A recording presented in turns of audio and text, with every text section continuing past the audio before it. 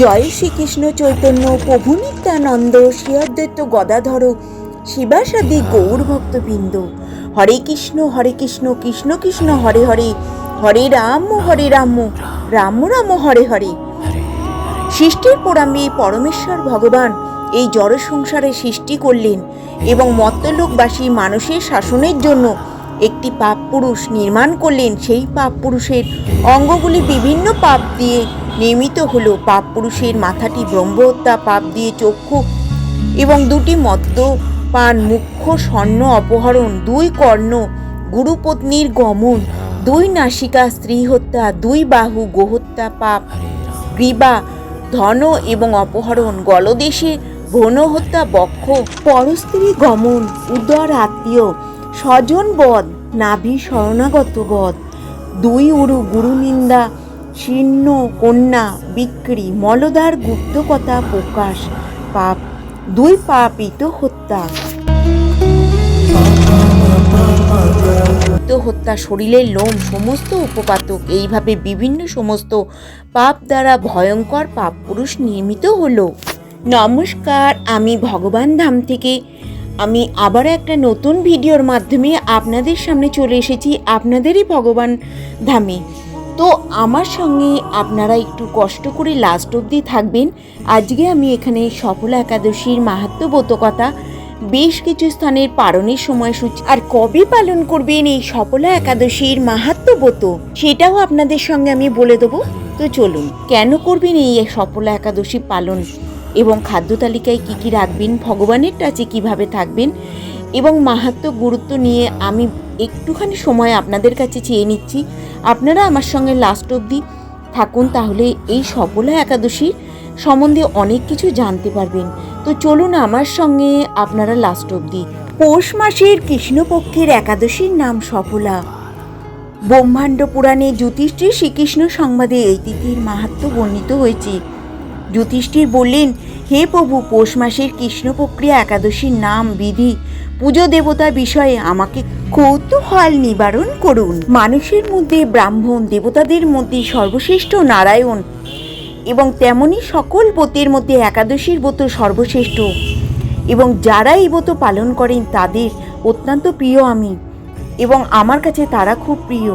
এই জগতে ধনলাভ, পরজগতে মুক্তি লাভ, হাজার হাজার বছর তপস্যায় যে ফল লাভ হয় না, একমাত্র সফলা একাদশীতে রাত্রি জাগরণের ফলে তা অনায়াসে প্রাপ্ত হওয়া যায়। পৌষ মাসের কৃষ্ণপক্ষিয়া একাদশীর নাম সফলা। নাগদের মধ্যে যেমন শ্রেষ্ঠ নাগ, পক্ষীদের মধ্যে গরুর, মানুষের মধ্যে ব্রাহ্মণ। সফলা একাদশীর মাহাত্ম্য কথা আমি এখানেই শেয়ার করব। তো মাহাত্ম্য কথা আপনারা যে কোনো দিন আপনারা শুনবেন বা একাদশীর দিনকেও শুনলেন, সেটাও খুব ভালো। তো আমার সঙ্গে থাকুন, তাহলে একাদশীর সম্বন্ধে অনেক কিছু জানতে পারবেন। তো চলুন, আমার এই ভগবান ধামে আপনাদের সকলকে স্বাগত। প্রথমে আমি আজকে আপনাদের সঙ্গে একটু পাপ পুরুষের কথা শেয়ার করছি।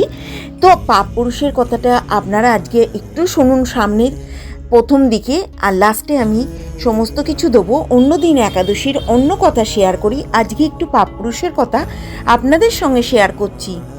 তো চলুন, পাপ পুরুষের ভয়ঙ্কর রূপ দর্শন করে ভগবান শ্রী বিষ্ণু মর্ত্যর মানব জাতির দুঃখ মোচন করার কথা চিন্তা করতে লাগলেন। একদিন গরুড়ের পিঠে চড়ে ভগবান চললেন যমরাজের যমপুরীতে। ভগবানকে দেখে যমরাজ উপযুক্ত স্বর্ণ আসনে বসিয়ে পাদ অর্ঘ্য ইত্যাদি দিয়ে যথাবিধি তার পুজো করলেন।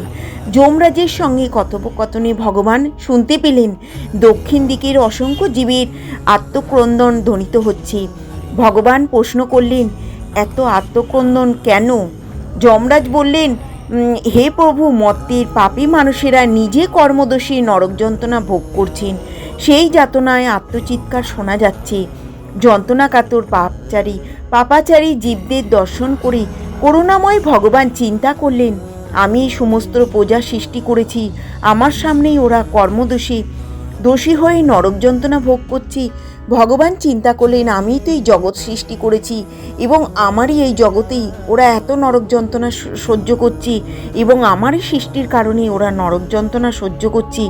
এর থেকে আমাকেই নিস্তার করতে হবে যে কি করে আমি ওদেরকে ওখান থেকে উদ্ধার করতে পারি। তো ভগবান দাঁড়িয়ে দাঁড়িয়ে চিন্তা করছিলেন। করুণাময়ী ভগবান চিন্তা করলেন, আমি সমস্ত প্রজা সৃষ্টি করেছি, আমার সামনেই ওরা কর্মদোষে দোষী হয়ে নরক যন্ত্রণা ভোগ করছে, এখন আমি এদের সদ্গতির ব্যবস্থা করব। ভগবান শ্রীহরি সেই পাপাচারীদের সামনে একাদশীর তিথিরূপে এক দেবী মূর্তিতে প্রকাশিত হলেন।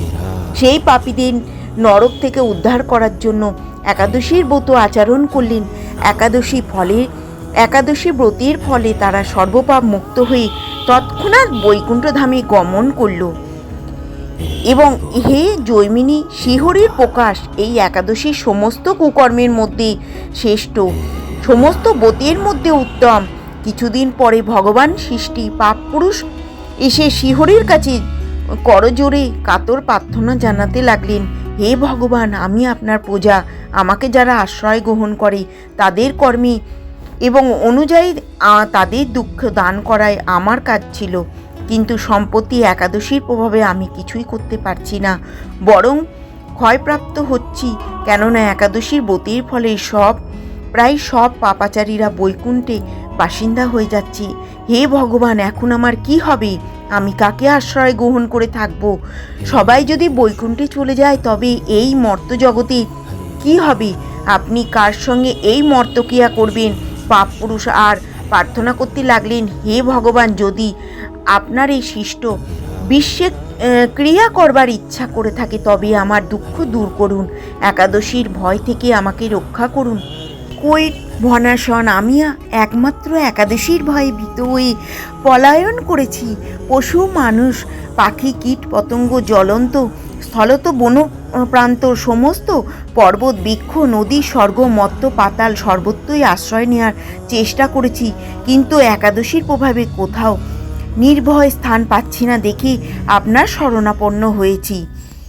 সেই জন্য আমি কোথাও আশ্রয় পাচ্ছি না, আপনি কৃপা করে আমাকে একটি নির্ভয় স্থান প্রদান করুন। পাপ পুরুষের প্রার্থনা শুনে ভগবান শ্রীহরি বলতে লাগলেন, হে পাপ পুরুষ, তুমি দুঃখ করো না। যখন একাদশী এই ত্রিভুবন লোককে পবিত্র করতে আবির্ভূত হবে তখন তুমি অন্য রবিশস্যের মধ্যে আশ্রয় গ্রহণ করবে, তাহলে আমার মূর্তি একাদশীকে বধ করতে পারবে না।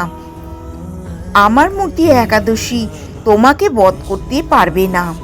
তো একাদশীর ফল সকল পুরাণে এবং মণিদিকের এই নিশ্চিত যে একাদশীতে উপবাস করলে সকল পাপ হতে মুক্ত হবে, এতে কোনো সন্দেহ নেই। এবং এটা ব্রহ্মবৈবর্ত পুরাণে লেখা আছে।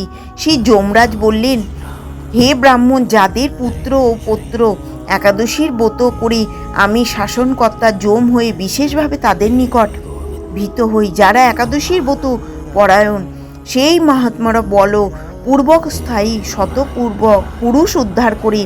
পদ্মপুরাণে এটা লেখা আছে, একাদশীতে যে উপবাস, ইহাই সার, ইহাই তন্ত্র, ইহাই সত্য, ইহাই ব্রত, ইহাই সমক প্রায়শ্চিত্ত স্বরূপ। ব্রহ্মবৈবর্ত পুরাণে লেখা রয়েছে, যে মানুষ একাদশীর দিনে শস্যদানা গ্রহণ করবে সে তার পিতা, মাতা, ভাই ও গুরু হত্যার, এবং সে যদি বৈকুণ্ঠ লোকেও উন্নত হয় তবু তার অধঃপতন হয়। একাদশীর দিনে শস্যজাত দ্রব্য গ্রহণ করা বিষ্ণুর প্রসাদ, তবে বৈষ্ণবদের গ্রহণ করা উচিত নয়। সেই প্রসাদ পরে দিনে গ্রহণ করার জন্য রেখে দেওয়া যেতে পারে।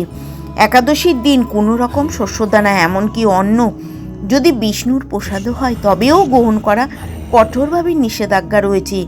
বিধবা না হলেও শাস্ত্র অনুসারে একাদশীর ব্রত পালন করা যথাযথ সেও। এবং শ্রীচৈতন্য মহাপ্রভু প্রত্যাবর্তন করেছিলেন সচিমাতা দেবীকে, নিজে বলেছিলেন, মা তুমি একাদশীর ব্রত করো। এবং সেই জন্য ভগবান আমাদের চৈতন্য প্রভু তার মাতাকে একাদশীর ব্রত যখন করার জন্য প্রভাবিত করেছিলেন, মহাপ্রভু শ্রী চৈতন্য দেবীর বাবা তখন জীবিত ছিলেন।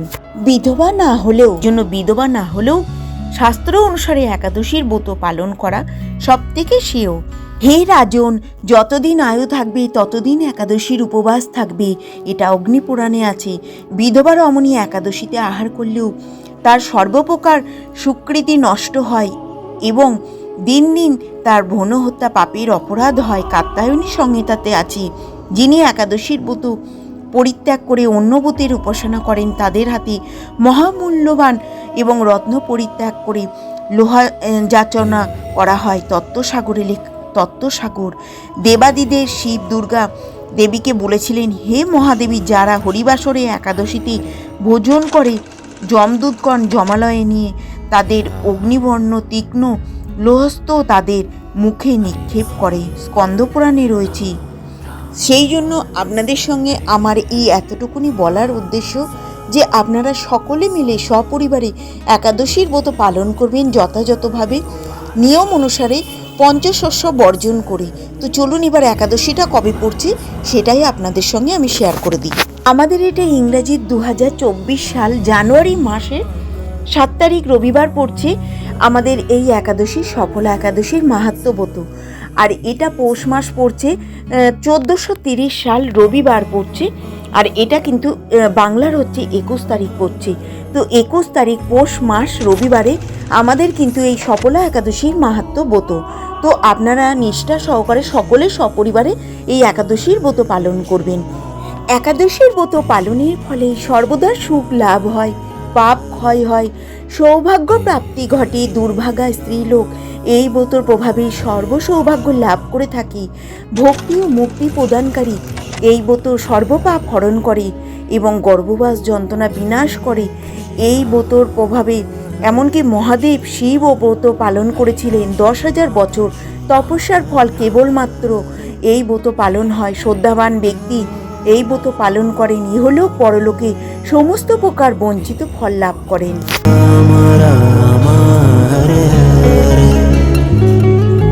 এবার আমি আপনাদের সঙ্গে একাদশী পারণ মন্ত্রটা শেয়ার করছি। একাদশং নিরাহারে ব্রত নানেন কেশব প্রসিদ্ধ সমুখ নান জ্ঞান সৃষ্টি প্রভত। আর একাদশীর সংকল্প মন্ত্র, একাদশং নিরাহার স্থিতা অহম অপরে হানি বক্ষামি পুণ্ডরীকাক্ষ শরণাগত মে ভবচ্যুত। একাদশীর মন্ত্রটা আমি স্ক্রিনেও দিয়ে দিলাম, প্লাস মুখেও বলে দিলাম।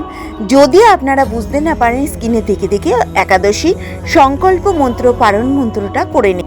একাদশী পারণ মন্ত্রটার মানে হচ্ছে, হে কেশব, আমি আপনার কৃপা দৃষ্টিতে নিরাহার ভাবে একাদশীর ব্রত পালন করেছি। কৃপাপূর্বক আপনি আমাকে আমার উপর আপনার করুণাময় জ্ঞান দৃষ্টি প্রদান করুন। আর সংকল্প মন্ত্র যেটা অনুবাদটা বলছি, আর এটা হচ্ছে সংকল্প মন্ত্রর অনুবাদ। হে পুণ্ডরীকাক্ষ, হে অচ্যুত, আমি একাদশীতে উপবাস পূর্বক পরের দিন আহার করব। আপনি মোদয় স্মরণ স্থান হন। শ্রী বিষ্ণুর পরের দিন একাদশীতে মানে যিনি গীতা পাঠ করেন তিনি চলুন বা দাঁড়িয়ে থাকুন, ঘুমিয়ে জেগে থাকুন, শত্রু কখনো তার কোনো ক্ষতি করতে পারবে না। মন্ত্রটি পাঠ করে দ্বাদশীর দিন ঠিক পারণের সময়ের মধ্যে পারণটা সেরে নিতে হবে। একাদশী পালন কিভাবে করতে হবে সেটা তো আমি আপনাদের সঙ্গে শেয়ার করলাম। এবার আমি একাদশী সফলা একাদশীর মাহাত্ম্য কথা আপনাদের সঙ্গে শেয়ার করছি। তো আপনারা কিন্তু এই একাদশীর মাহাত্ম্য কথাটা যে কোনো দিন শুনতে পারেন, কিংবা একাদশীর দিনকে অতি অবশ্যই শুনবেন, আগের দিন পরের দিন। আর যদি আপনারা পাঠ করতে পারেন ভগবদ্গীতা খুবই ভালো হয়, অতি অবশ্যই ভগবদ্গীতা পাঠ করবেন। সফলা একাদশীর মাহাত্ম্য কথা আপনাদের সঙ্গে শেয়ার করছি। পৌষ মাসের কৃষ্ণপক্ষের একাদশীর নাম সফলা। ব্রহ্মাণ্ড পুরাণে যুধিষ্ঠির শ্রীকৃষ্ণ সংবাদে এই তিথির মাহাত্ম্য বর্ণিত রয়েছে। যুধিষ্ঠির বললেন, হে প্রভু, পৌষ মাসের কৃষ্ণপক্ষিয়া একাদশীর নাম বিধি এবং পুজো দেবতার বিষয়ে আমার কৌতূহল নিবারণ করুন। শ্রীকৃষ্ণ বললেন, হে মহারাজ, আপনার প্রতি স্নেহবশত সেই ব্রতের কথা বিষয়ে বলছি। এই ব্রত আমাকে যেরকম সন্তুষ্ট করে, বহু দান দক্ষিণাযুক্ত যজ্ঞাদি দ্বারাও আমি সেই রকম সন্তুষ্ট হই না। তার যত্ন সহকারে এই ব্রত পালন করা কর্তব্য। পৌষ মাসের কৃষ্ণপক্ষিয়া একাদশীর নাম সফলা।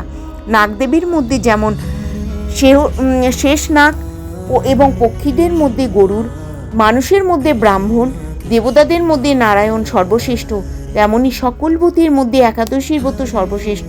হে মহারাজ, যারা এই ব্রত পালন করেন তারা আমার অত্যন্ত প্রিয় এবং এদের এ জগতে ধনলাভ, পরজগতে মুক্তি লাভ, হাজার হাজার তপস্যার ফল লাভ হয় না। সফলা একাদশী রাত্রি জাগরণের ফলে তা অনায়াসে প্রাপ্ত হয়। মহিমদ নামে এক রাজা প্রসিদ্ধ চম্পাবতী নগরে বাস করতেন। রাজার 4 জন পুত্র ছিল, কিন্তু তার জ্যেষ্ঠ পুত্র লুম্বক সর্বদা পরস্ত্রী গমন, মদ্যপাত প্রভৃতি অসৎ কাজে রত ছিল। সেই সর্বক্ষণ ব্রাহ্মণ, বৈষ্ণব ও দেবতাদের নিন্দা করত। পুত্রের এই আচরণে ক্রুদ্ধ হয়ে রাজা তাকে রাজ্য থেকে বার করে দিলেন। স্ত্রী, পুত্র, পিতা, মাতা, আত্মীয় স্বজন পরিত্যাগ করে সে এক গভীর বনে প্রবেশ করল। সেখানে যখন জীব হত্যা, আবার কখনো চুরি করে জীবন ধারণ করতে লাগলো। কিছুদিন পরে একদিন সেই নগরে প্রহরীদের কাছে ধরা পড়ল, কিন্তু রাজপুত্র বলে সেই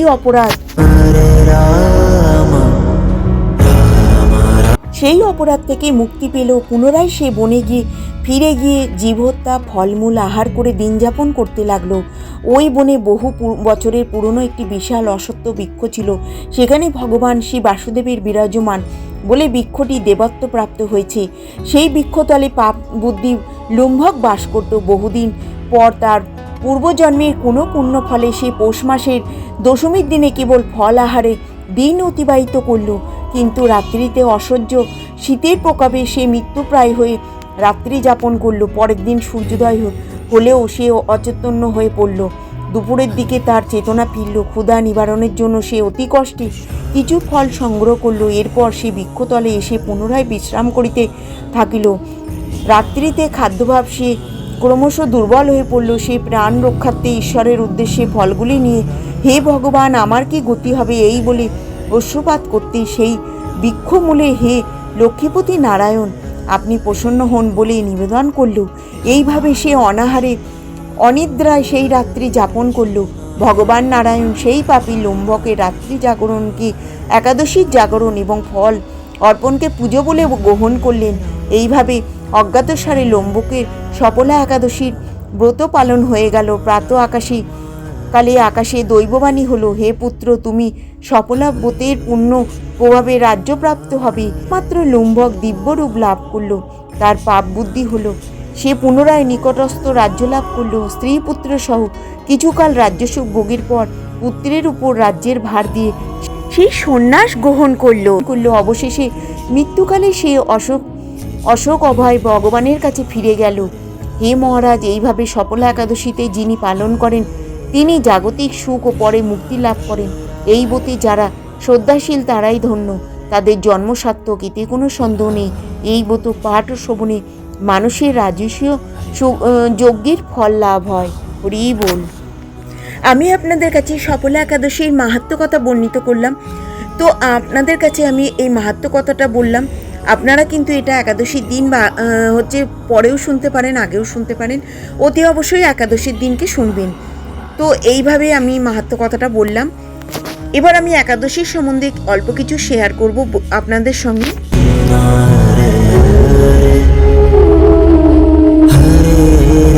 এই সকল প্রকার পাপ বিনাশ করেন এবং অক্ষয় গতি লাভ করেন। হরিবাসরে রাত্রে জাগরণ করে ভগবান জনার্দনের পুজো করেন। তিনি সর্বপাপ মুক্ত হয়ে পরম গতি লাভ করেন এবং এই ব্রতের প্রভাবে নরক যন্ত্রণা থেকেও মুক্ত লাভ করা যায়। এবং এই ব্রতের ফলে আমরা কিন্তু ভগবানের চরণ পদ্মে ঠাঁই পেতে পারি। এই ব্রতের প্রভাবে সকল পাপ, দুঃখ, মোহজাল অচিরেই বিনষ্ট হয় এবং সকল পাপ ক্ষয়কারী দুঃখ এবং সবিস্তারে নষ্ট হয়ে যায়। এই একাদশীর ব্রত পালন করলে, একাগ্র চিত্তে মহিমা শ্রবণ করলে, এই শ্রবণ মাত্রই সমস্ত পাপ বিদরিত হয়ে যায়। এই ব্রতের প্রভাবে মানুষের জন্মজন্মিত পাপ পর্বত সমান পাপ রাশি ক্ষয় হয়ে যায়। এই ব্রত পালনকারী ব্যক্তি জগতে প্রসিদ্ধ লাভ করে।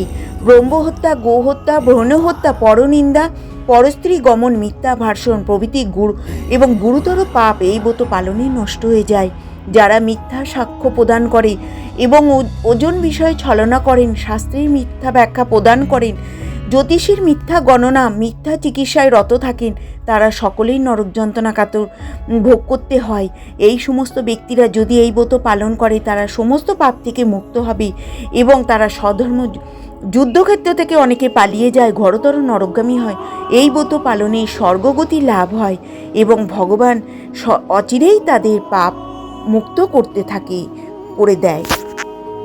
এই কলিযুগে মানুষের পক্ষে যে সমস্ত পালন করা অত্যন্ত কঠিন, যার সুখে সামান্য খরচে অল্প কষ্টে সম্পাদন করা যায়, অথচ মহাফল প্রদান করে সমস্ত শাস্ত্রের স্বরূপ এই একাদশীতে, নির্জলা একাদশী, নির্জলা থেকে পবিত্র তীর্থে স্নান, দান, জপ এবং কীর্তন করলে মানুষ অক্ষয় হয়ে যায়। যে ব্যক্তি ভক্তি সহকারে এই একাদশীর মাহাত্ম্য পাঠ ও শ্রবণ করেন তিনি বৈকুণ্ঠ ধামে প্রাপ্ত হন। তো আপনারা প্রত্যেকটা একাদশী যদি নিষ্ঠা সহকারে না করতে পারেন, আপনারা 4-5টা একাদশী আছে, তো 4-5টা একাদশী নিষ্ঠা সহকারে পঞ্চশস্য বর্জন করে পালন করবেন। শয়ন একাদশী, ভীম একাদশী, পাণ্ডবা নির্জলা একাদশী, উত্থান একাদশী এবং পার্শ্ব একাদশী। তো এই কটা একাদশী আপনারা নিষ্ঠা সহকারে পালন করবেন এবং ভগবানের সেবা করবেন। এবং এই কটা দিন আপনারা এই ভগবানের, এই 3 দিন ভগবানের টাচে থাকবেন। আপনারা পারলে ভগবানকে আপনারা যদি একাদশীর দিনকে পারেন, আগের দিন, পরের দিন পঞ্চামৃত দিয়ে ভগবানকে অভিষেক করাতে পারেন। পঞ্চামৃতের মধ্যে দুধ, দই, ঘি, শক্কর, মধু সমস্ত কিছু একসঙ্গে কিংবা আলাদা আলাদাভাবে ভগবানের সেবা দিতে পারেন। সেবা মানে ভগবানকে অভিষেক করাতে পারেন। তো ভগবানকে, নারায়ণকে, শ্রীকৃষ্ণকে, গোপালকে আপনারা যদি অভিষেক করাতে পারেন একাদশীর দিন, আগের দিন, পরের দিন, যদি সারা বছর করাতে পারেন খুবই ভালো। যদি না পারেন এই একাদশীর কটা দিন করাতে পারেন, তাতেও কিন্তু ভগবান খুবই সন্তুষ্ট হন, খুবই খুশি হন। এবং প্রত্যেকটা জিনিসের মধ্যে তুলসীপত্র অতি অবশ্যই দেবেন, দিয়ে ভগবানকে অভিষেক করাবেন এই কটা দিন। আর আপনারা যখন একাদশীর ব্রত যেদিনকে শেষ হবে, পরের দিনকে অতি অবশ্যই পারণের আগে আপনারা পারণটা সেরে নেবেন। একাদশীর ব্রত নিষ্ঠা সহকারে যদি পারণটা না করেন তাহলে পালনের কোনো মাহাত্ম্য হয় না। তো একাদশীর ব্রত নিষ্ঠা সহকারে পালন করবেন আর পারণটাও সেইভাবে সারবেন। মহাপাপ নাশকারী এবং তিথি ভবসাগরে পতিত মানুষের উদ্ধার লাভের একমাত্র নৌকাস্বরূপ ব্রত পালনকারী এই একাদশীর ব্রত সর্বশ্রেষ্ঠ ব্রত বলে প্রসিদ্ধ। তো এই প্রসঙ্গে পবিত্র পৌরাণিক একটি কাহিনীও আছে। তো আপনারা এই একাদশীর ব্রত নিষ্ঠা সহকারে পালন করবেন। একাদশীর মাহাত্ম্য শ্রবণে বাজপেয় যজ্ঞের ফল লাভ হয়। ভগবান শ্রীহরির পূজা অর্চনা অপরিমিত পুণ্য ফল প্রদান করে। গঙ্গা, গোদাবরী, কাশী, নৈমিত্যারণ্য, পুষ্কর ইত্যাদি তীর্থ দর্শনের সমস্ত ফল একমাত্র কৃষ্ণ পূজার মাধ্যমে কোটিগুণ লাভ করা যায়। সাগর, অরণ্য যুক্ত পৃথিবী দানের ফল, দুধবতী গাভী দানের ফল অনায়াসে এই ব্রত পালনে লাভ হয়। যারা পাপ পুণ্য সাগরে নিমগ্ন, এই ব্রতই তাদের উদ্ধারের একমাত্র সহজ উপায়। এই রকম পবিত্র পাপনাশক শ্রেষ্ঠ ব্রত আর জগতে নেই। শ্রীহরি স্বয়ং এই মাহাত্ম্য কীর্তন করেছেন। রাত্রি জাগরণ করে যারা এই ব্রত পালন করেন তারা কখনোই দুর্দশাগ্রস্ত হন না। এই ব্রত পালনকারী কখনোই নির্মজনী প্রাপ্ত হন না। কেশবপ্রিয়া তুলসীপত্রে যিনি শ্রীহরির পুজো করেন, পদ্মপাতা জলের মতন তিনি পাপে নির্লুপ্ত থাকেন।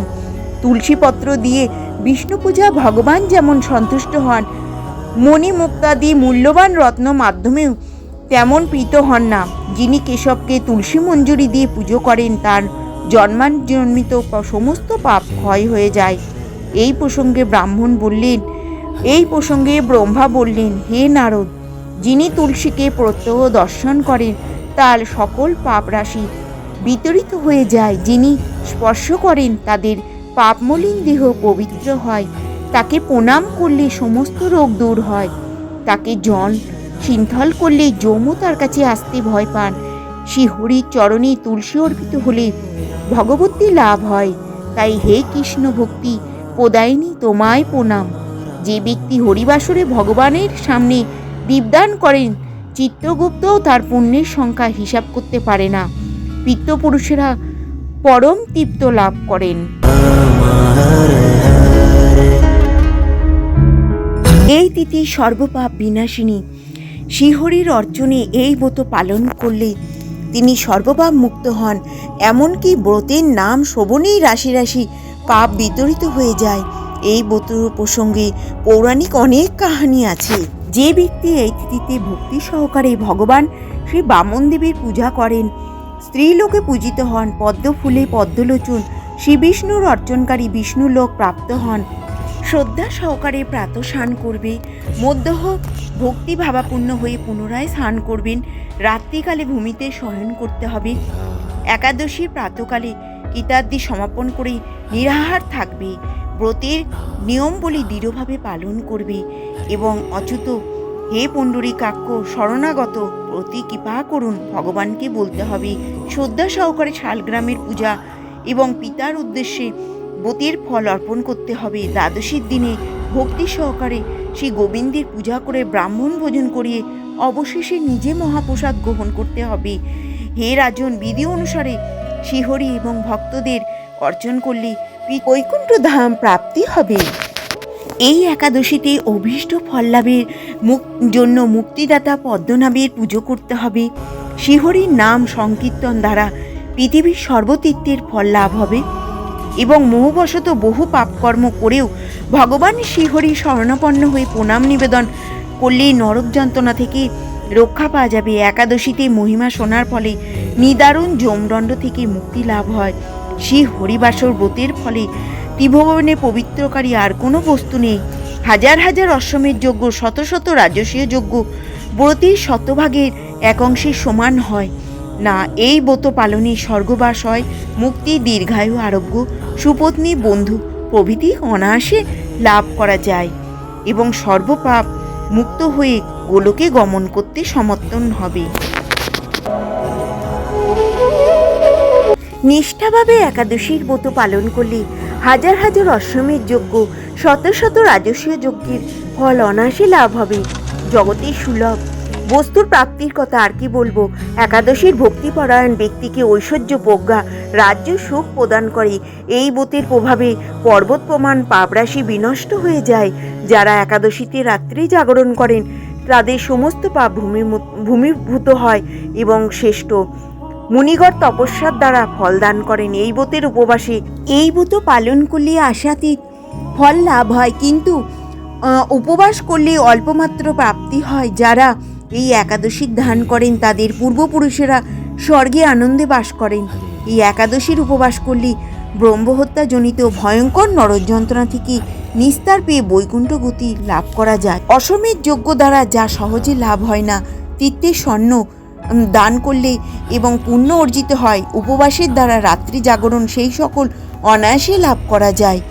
ত্রিভুবনে সমস্ত তীর্থ এসে উপস্থিত হয়। বিষ্ণুমাতা প্রিয়তমা প্রবর্তনী একাদশীর উপবাস করলে সর্বশাস্ত্রে জ্ঞান ও তপস্যার সিদ্ধি লাভ করে চরমে মুক্তি লাভ হয়। যিনি সমস্ত লৌকিক ধর্ম পরিত্যাগ করে ভক্তি ভরে এই ব্রত উপবাস করেন তাকে আর পুনর্জন্ম গ্রহণ করতে হয় না, এমনকি মন বাক্য দ্বারা অচির পাপ রাশি এবং শ্রী গোবিন্দর অর্চনে বিনষ্ট হয়ে যায়। এই ব্রত যারা শ্রদ্ধা সহকারে শ্রী জনার্দনের উদ্দেশ্যে স্নান, দান, জপ এবং কীর্তন করলে অক্ষয় লাভ হয়। যারা উপবাস দিনে শ্রীহরির প্রতি ভক্তিভারের দিন যাপন করেন তাদের পক্ষে জগতে দুর্লভ বলে আর কিছু নেই। চন্দ্র সূর্য গ্রহণে স্নান করলে পুণ্য হয়। এই উপবাস রাত্রি জাগরণে তার শস্যগণ সুকৃতি লাভ হয়। তীর্থে স্নান, দান, জপ, হোম এবং ধ্যান আদির ফলে যে পুণ্য সঞ্চিত হয়, যিনি এই ব্রত পালন করেন তিনি সর্বপাপ মুক্ত হয়ে সমস্ত যজ্ঞের ফল লাভ করেন। ভগবান শ্রীহরি মূলক শাস্ত্রপাঠ অধ্যয়নে সন্তুষ্ট হন।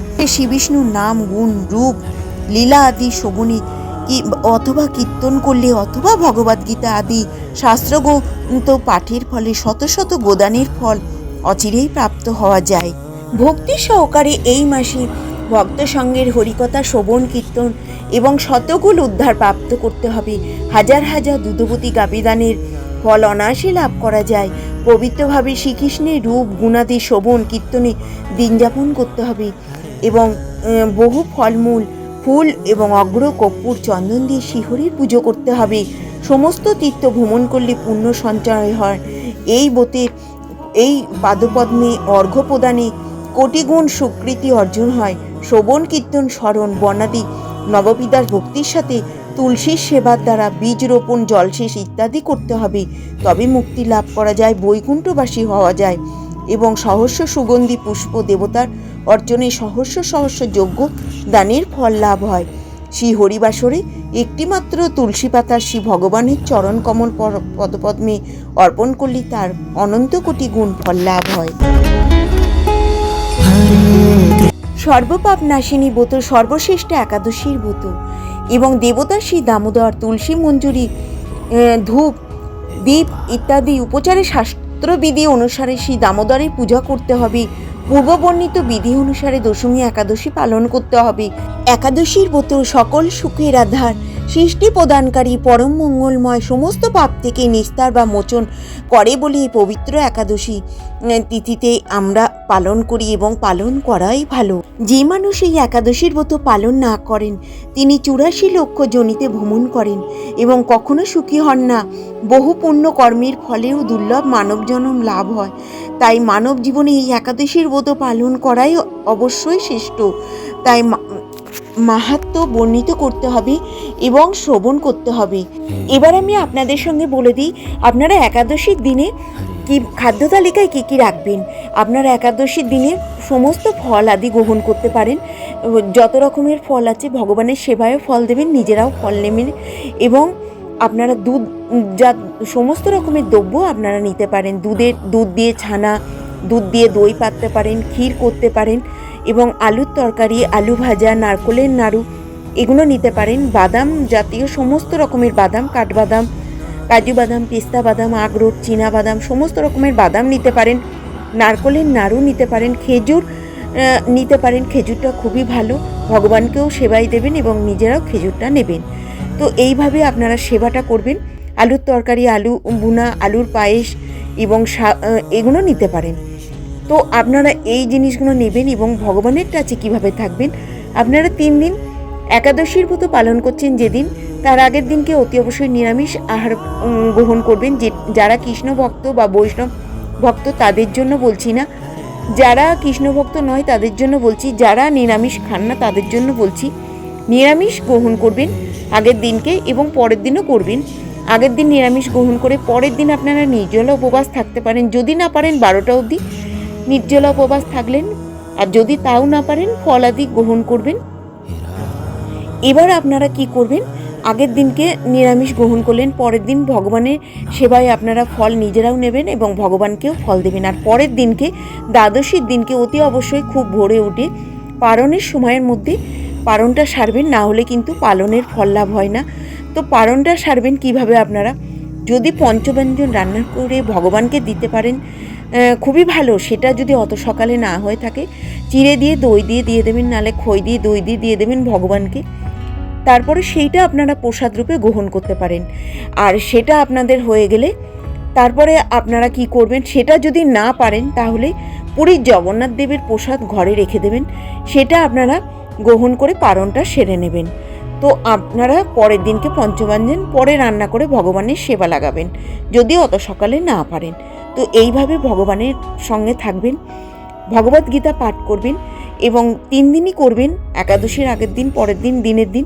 যদি আপনারা না পারছেন তো অতি অবশ্যই একাদশীর দিনকে এবং দ্বাদশীর দিনকে ভগবদ গীতা পাঠ করবেন এবং কোনো কাছে পিঠে মন্দির থাকলে ভগবদ গীতা পাঠ শুনে আসবেন। যদি মনে করছেন যেতে পারছেন না, বাড়িতে কাউকে দিয়ে করিয়ে নেবেন এবং ভগবানকে আরতি করবেন। মাটির ঘিয়ের প্রদীপ দিয়ে অতি অবশ্যই আরতি করবেন। তুলসী গাছে জল অর্পণ করবেন এবং সূর্যদেবকে জল দেবেন। তুলসী গাছ প্রদক্ষিণ করবেন এবং ভগবানের কাছে থাকবেন। অধিক হরি নাম জপ করবেন। ভগবানকে তুলসী পত্র চন্দন লাগিয়ে দেবেন আগের দিন, দিনের দিন এবং পরের দিন। এইভাবে আপনারা ভগবানের সঙ্গে থাকবেন। ভগবদ গীতা পাঠ অতি অবশ্যই শুনবেন, নিজেরা করবেন। আর যদি না পারেন কাছে পিঠে মন্দির থাকলে ওখানে গিয়ে শুনে আসবেন, আরতি দেখে আসবেন। এইভাবে ভগবানের এই কটা দিন, একাদশীর আগের দিন, পরের দিন, দিনের দিন ভগবানের কাছে থাকবেন। এইভাবে আপনারা খাদ্য তালিকা পঞ্চশস্য বর্জন করে খাদ্য নেবেন। ভগবানকে সেবায় ফল দেবেন, নারকেলের নাড়ু দেবেন। এইভাবে ভগবানকেও দেবেন, নিজেরাও নেবেন। ভগবান শ্রীকৃষ্ণও কিন্তু একাদশীর ব্রত পালন করেন, আমাদের ভগবানও কিন্তু একাদশীর ব্রত পালন করেন। তো সেই হিসাবে ভগবানকেও কিন্তু সেবায় ওই দিন ফল দেবেন। তো এইভাবে আপনারা ভগবানের কাছে থাকবেন। এবার আমি আপনাদের সঙ্গে বেশ কিছু স্থানের পারণের সময়সূচি প্রদান করছি। তো আমাদের 7 তারিখে একাদশীটা হচ্ছে, তো আমাদের কিন্তু 8 তারিখে পালনটা সারতে হবে। জানুয়ারি মাসের 8 তারিখে। তো চলুন আমরা এবার পারণের সময়সূচি জেনে নিই। বেশ কিছু স্থানে মায়াপুরের পারণের টাইম 6:36 থেকে 9:55 মধ্যে, ইম্ফলের টাইম হচ্ছে 6:36 থেকে 9:33, আর গুয়াহাটির টাইম 6:36 থেকে 9:43। কলকাতার টাইম হচ্ছে জানুয়ারি মাসের 8 তারিখে পারণ। তো আমাদের 7 তারিখে একাদশী, 8 তারিখে আমরা পারণটা সারব। কলকাতার টাইম 6:36 থেকে 9:54, ভুবনেশ্বরের টাইম হচ্ছে 6:36 থেকে 10:03, পাটনার টাইম 6:37 থেকে 10:09, কাঠমান্ডুর টাইম 6:55 থেকে 10:25, চেন্নাইয়ের টাইম হচ্ছে 6:36 থেকে 10:21, নাগপুরের টাইম হচ্ছে 6:52 থেকে 10:30 মধ্যে।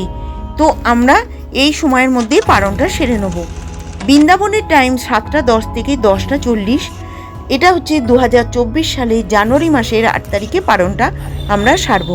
নিউ দিল্লির টাইম হচ্ছে 7:15 থেকে 10:43, হায়দ্রাবাদের টাইম 6:48 থেকে 10:31, আর ত্রিবাদ্রমের টাইম 6:39 থেকে 10:32, কম্বোর টাইম হচ্ছে 6:36 থেকে 10:19, ব্যাঙ্গালোরের টাইম হচ্ছে 6:43 থেকে 10:31, মুম্বাইয়ের টাইম হচ্ছে 7:13 থেকে 10:54, আহমেদাবাদের টাইম 7:22 থেকে 10:58, উদমপুরের টাইম 7:33 থেকে 10:54। তো আপনাদের সঙ্গে এই পারণের সময়সূচি আমি দিয়ে দিলাম। আপনাদের সঙ্গে আমি এতক্ষণ থাকলাম। সবথেকে বড় কথা, আমার সঙ্গে আপনারা এতক্ষণ থাকলেন। আপনাদের সকলকে ধন্যবাদ। সকলে ভালো থাকবেন, সুস্থ থাকবেন। আবার একটা নতুন ভিডিওর মাধ্যমে চলে আসব। নিষ্ঠা সহকারে একাদশীর ব্রত নিষ্ঠাভাবে পালন করবেন, অতি অবশ্যই পঞ্চশস্য বর্জন করে। তো চলুন, নমস্কার।